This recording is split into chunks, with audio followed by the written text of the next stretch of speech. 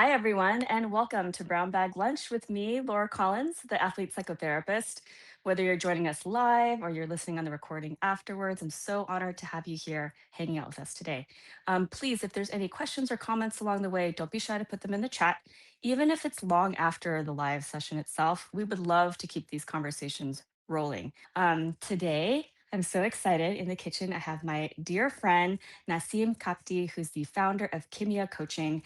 We are talking about rest as requirement, pause and play, which that is Naseem's like signature specialization. Naseem, thank you so much for being here. It's such an honor. Thank you for having me, Laura. I appreciate the opportunity. And yeah, I feel like we've had many brown bag lunches that we haven't recorded. So excited for this one.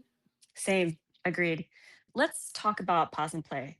I'm going to put this question on how do you define pause and play? We're especially talking about, the world of high performers here. And how can someone start integrating that into a busy schedule? Yeah, absolutely. So for me, pause and play is rooted in two things: curiosity and intentionality. So pause is that intentional slowing or slowing down, it's creating that space to notice what's actually going on, both internally and externally. And pause is really where you're kind of leaning into that curiosity piece of it. It's trying things out without putting too much pressure on the outcome. It's not worrying about, is this right? Am I going to fail? Like what that outcome is going to be. And I think we often treat like that outcome as like the final answer, and it creates a lot of pressure and overthinking. And as someone who's I always call myself a recovering perfectionist and overthinker, they do go hand in hand. Mhm. I feel like that play, or that opportunity that you give to play, softens that. It allows you to kind of take more gentle risks, experiments instead of decisions.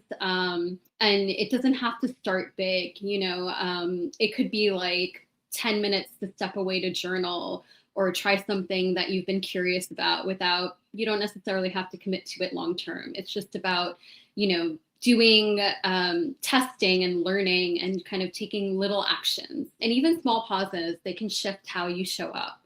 I think I posted about this fairly recently around, multitasking, right? Like, or Mm. that constant task switching. There's studies that show it actually reduces productivity and increases stress. So pause isn't slowing you down necessarily in terms of your productivity. It's actually helping you to think more clearly around whatever you have to get done or whatever's going on. Mhm. It's so interesting because I think about how we grew up and how the messaging of the multitasker to be able to do so many things, to, I'll sleep when I'm dead, kind of, or rest when I'm dead kind of Mm, thing. All the messaging about pushing forward all the time, and this is like the realization that pause and play and this idea of productivity requires rest is actually, it's like the antithesis of what we've been taught all this time. yeah. It's really, really A- interesting. Absolutely. And I think that, coming from hustle culture, we've all been kind of ingrained in it for, I feel like since we were kids, we were consuming that work, work, work, work, work, just work through whatever, be available all the time, etc., and it doesn't work. And like, I think there are layers to that. Particularly, I identify as eldest daughter, child of immigrants, and there are definitely layers from both aspects of it that I'm also trying to unlearn and reframe in myself, in my own journey, even as I support clients through their work and their journeys as well. Absolutely. Okay. So to be able to have this ideology, to be able Hmm. to, excuse me, to have the pause and play ideology, to be able to take it in and understand it really means we need to open ourselves up. And that is going to feel really, really, really uncomfortable because we're asking ourselves to do something that none of us are conditioned to do. It's going to go Hmm. against, like when you and I were even talking about getting together and talking about pause and play today, every time I read a chai convo on your LinkedIn page, or, I just even think about resting, intellectually, I know that's what I need to do. My body Hmm. asks for it too, but all of the molecules in my body, that's first reaction is to push against it completely. So, Yeah. what do you say? I mean, I know what it takes for me to be able to give Hmm. myself space to do that. I know there's a lot of people like that too. Also, because if you're resting, especially the messaging that I got as an athlete was like, you're resting, you're being unproductive. And downright lazy when, it's 80s and 90s talk, maybe even now. But what do you say to people like where all the molecules are pushing against this thought, even though we know we need it? It's like medicine. What do you say to them? Like, what can we do to think about this differently? Yeah, no, I think you bring up a lot of good points. I think one, that discomfort piece is absolutely real. It's an interesting tension, right? It goes against what you know intuitively, what your body's telling you, and like other parts of you are telling you, and versus like what society has told you or what you've been educated to believe, right? So like that discomfort is real and it doesn't necessarily go away. It just gets easier over time. I would say for me in my own journey, it just starts with one small thing, whether it's a reframe, an affirmation, something, that you're using to hold on to, right? Like to help you make that transition. So for me, initially, it was kind of an internal conversation slash affirmation of like, okay, my body is asking me for rest or a break from the screen or whatever it is. And it started there for me. And then, slowly over time, it's gotten easier, but that doesn't mean there aren't days where that hustle culture creeps back in and you're just pushing through constantly, even when you're tired, even when you're not feeling well, even when your body's like, Naseem, what are you doing? Like, we need a break. We need to Yeah. hydrate, we need movement, we need whatever it is that we need, right? So it's not easy, but I think through that intentional piece, right? Like what it is for you. And that's what I help clients to kind of figure out because it's different for everybody. What works for somebody may not work for someone else. I had a client, she uses a lot of sticky notes. And like that helped having a sticky note, kind of like she had it on the left side of her screen. So when she looked up, right, like it was in her vision of like, okay, I've been here a little bit too long. I need to like step away, right? So it looks different for everybody, Mm. but it is a process. Yeah, definitely. Definitely. And I love that you are working with them to figure out what works for them, that there's no one way. And if anything, it makes me think about the idea of self, like we are the Mm, self-talk that we have is first and foremost sort of built by the messaging that we've received. And that when we start doing work on ourselves, we can actually be our own self-talk. It takes a lot of work. But I love that what you're doing is because you're helping people speak to themselves in ways that maybe they didn't get that compassion and that care and that thoughtfulness for oneself. And we are making space for ourselves. yeah, and I think we talked about that self-talk related to limiting beliefs. We had like a conversation about this a while ago. Yeah, that self-talk is interesting because sometimes that voice is not even our own. It's an internalized version of something we heard from somebody else that we then that became our own voice and that we identify as our own voice. And then we've lowered the volume on our actual voice and giving that voice more time on the mic and more volume, or we've amped up the volume for that voice. So it's in the moments of pausing, right, that we do step back and we start like identifying things like that, that we may not have noticed before. And I think that's really powerful. And that's for sure happened for me.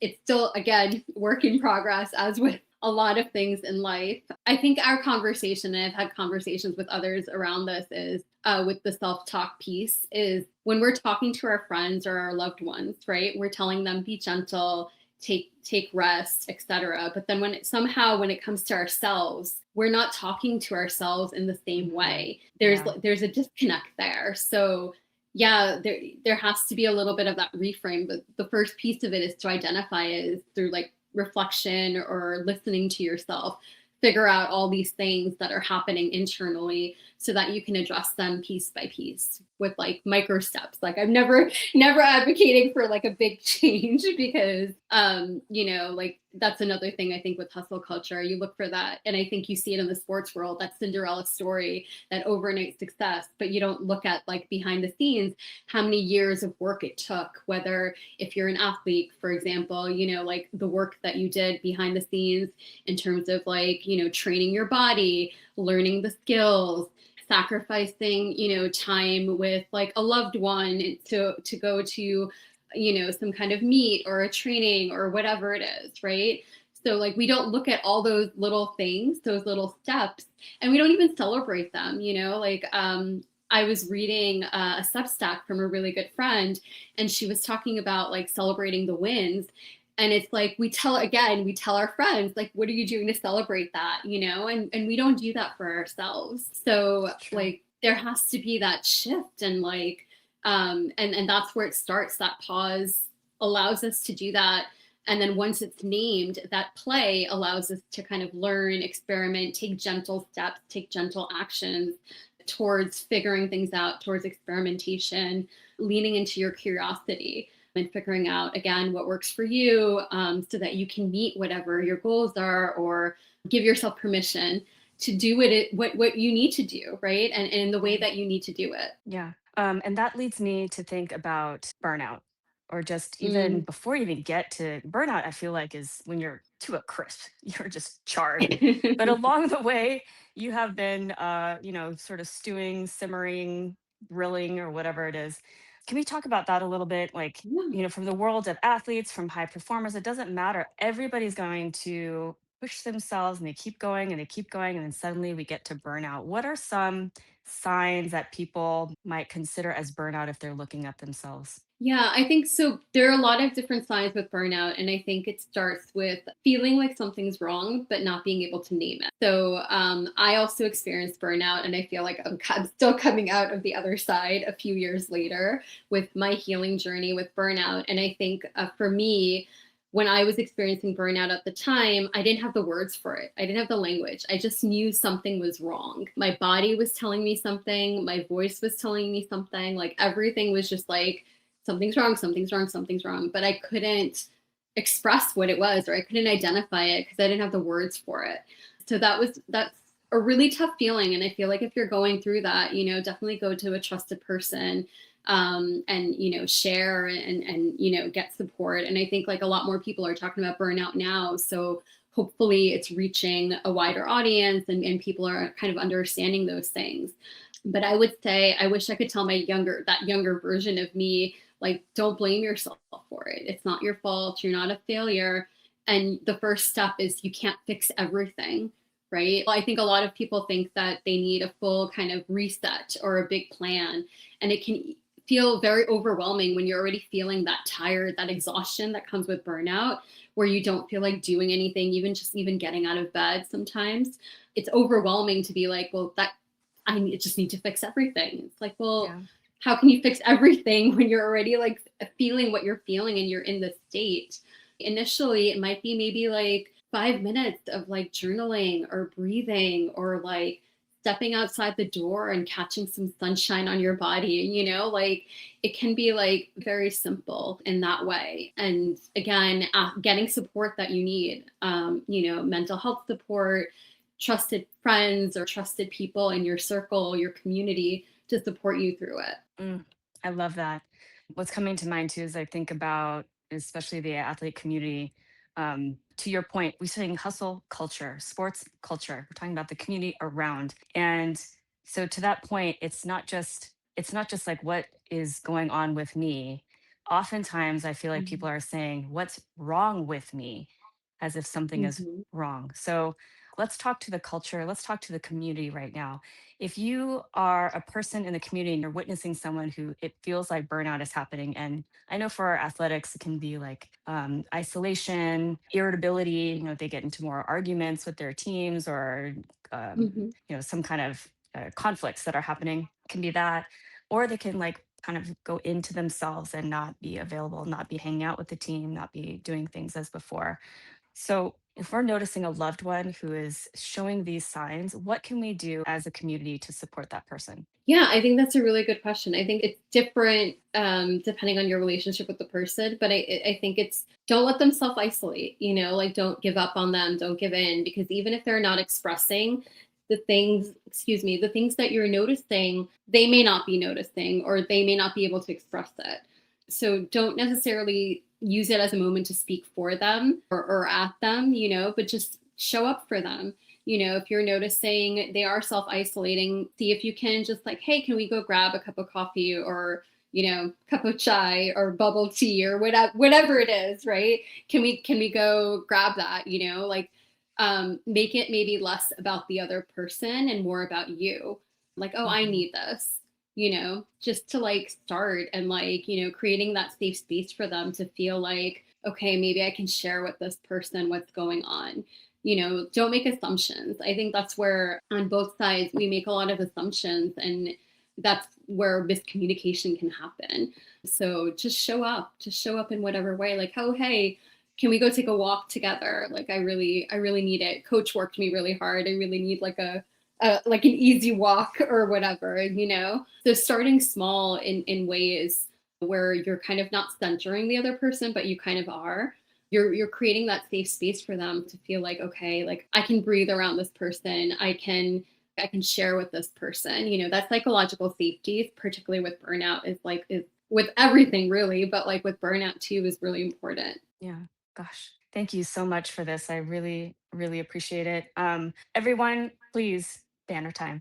Um, if you'd like to work with Naseem, you have any questions or comments for her, this is her website, kimiyacoaching.com, but you can certainly reach her on LinkedIn.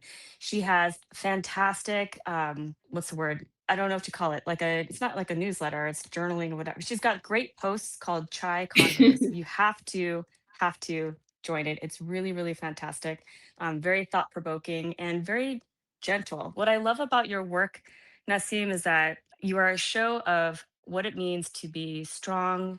And, we're still hustling. Like, let's be very clear. High performance culture, there's no such thing as like laying back either. Like, we have to Mhm. achieve, we have goals, we're ambitious, and we like it that way. But what I think is very important about pause and play, about just the idea of rest, is that it just brings us element of compassion and awareness and relief and replenishment that is really, really important for us to be able to continue to keep going. So thank you so much, Nassim, for everything. Appreciate you. Oh, thank you. I'm so excited that I was able to do this with you finally. Yeah. And thank you for everyone who either has joined us live or is going to watch the recording. Mhm. Appreciate you all. And I have saved it to the very end again because I keep forgetting to ask everybody. But Nassim, what are you going to now have for lunch? Well, I didn't. It's a little early for my lunch, so I do have my cup of chai that I made. So I have that for right now. But I will be having. I have some chicken, and I'm gonna a paratha is like a flatbread, a flaky flatbread. So I'm gonna put some chicken and maybe some veggies in there, and have that for my lunch. Sounds great. Sounds great. And I had a leftover chicken sandwich and it was delicious. So I'm now going to take a rest. All right. Thank you, everybody, for joining us. In a couple weeks, my guest is going to be Katie Kovac, who is a wonderful trainer, therapist, has worked with athletes, is also a former athlete as well. So I'm looking forward to having that conversation with her. Naseem, again, thank you so much. You're amazing. And thank you all for joining us here on Brown Bag Lunch. Bye. Thank you. Bye.